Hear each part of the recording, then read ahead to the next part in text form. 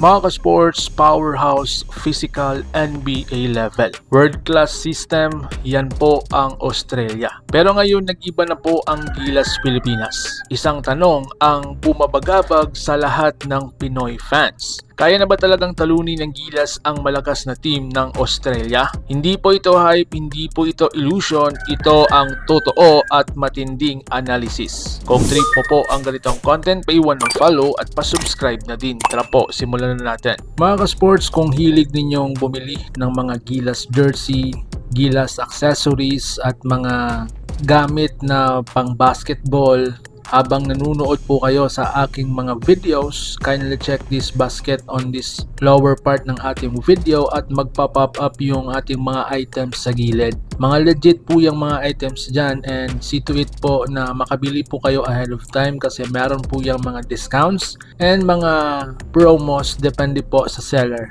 And also, kunting suporta din as a content creator po. Salamat!